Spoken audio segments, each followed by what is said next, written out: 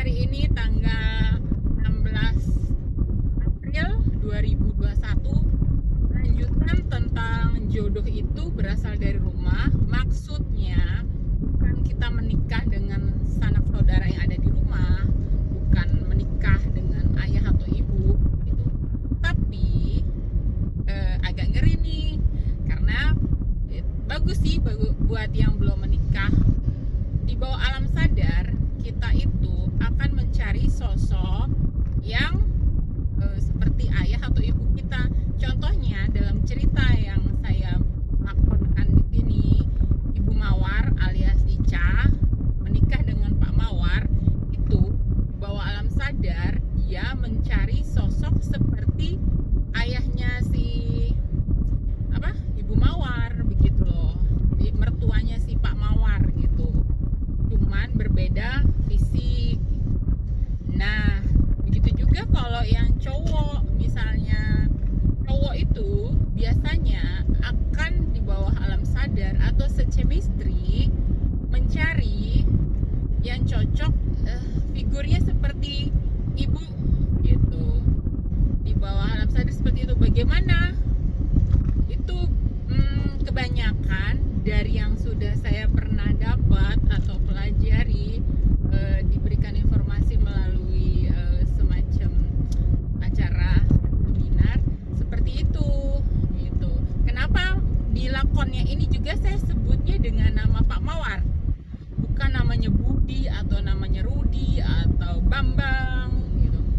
Ini ada ceritanya, karena si Pak Mawar ini dia lebih dominan sifatnya seperti kepribadiannya seperti perempuan, dalam arti bukan dia agak-agak gemulai, bukan, tapi secara fisik dia laki tulen.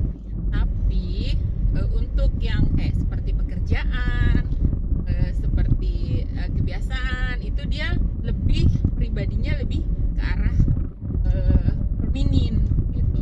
Nah, kalau si Mawarnya ini, si Icanya ini, itu dia lebih misalnya lebih ke laki-lakian, tomboy gitu.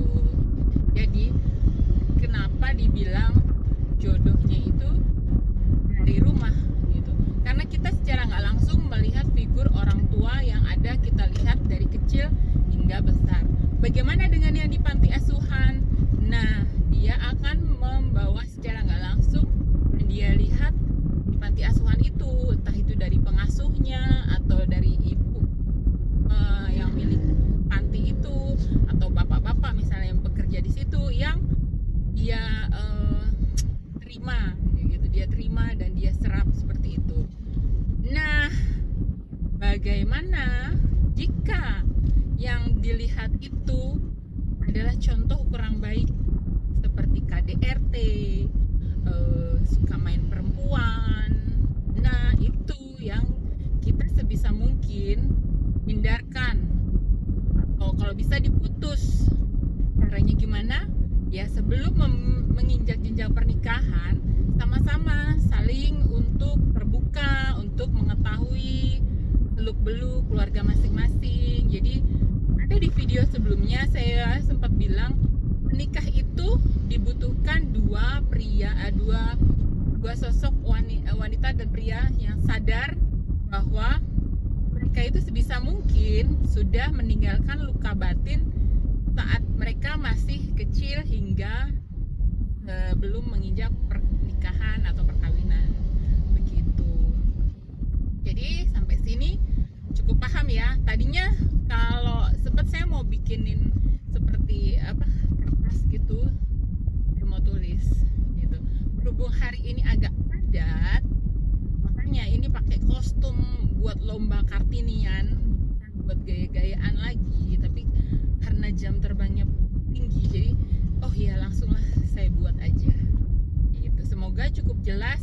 Jadi teman-teman yang masih belum menikah, bersyukurlah karena kalian masih bisa memilah-milah, masih bisa mencari sosok ideal. Harapannya video-video ini pengennya sih, boleh dong berharap perceraiannya itu semakin kecil setelah melihat dan memahami Jadi nggak usah itu dipakai lagi namanya cinta buta, tapi pakai logika.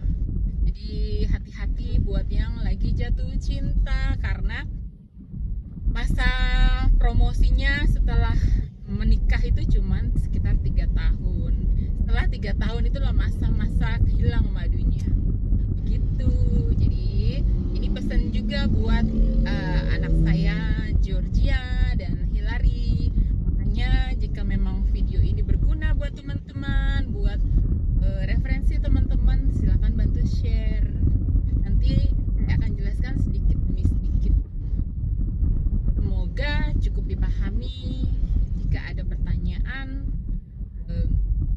boleh tulis di komentar. Kita sama-sama belajar. Saya hanya orang yang sedang belajar tentang ilmu psikologi relationship, juga relasi, nggak cuman hanya pria dan wanita tapi juga sesama. Harapannya kan menikah itu untuk satu kali. Nah itu nanti ada cerita lagi. Kalau suka kawin cerai itu juga bisa membawa efek ke silsilah keluarganya. Itu cukup jelas ya. Semoga cukup dipahami. Nanti kita lanjut lagi di video selanjutnya. Salam damai, namaste, rahayu. Ciao, ciao.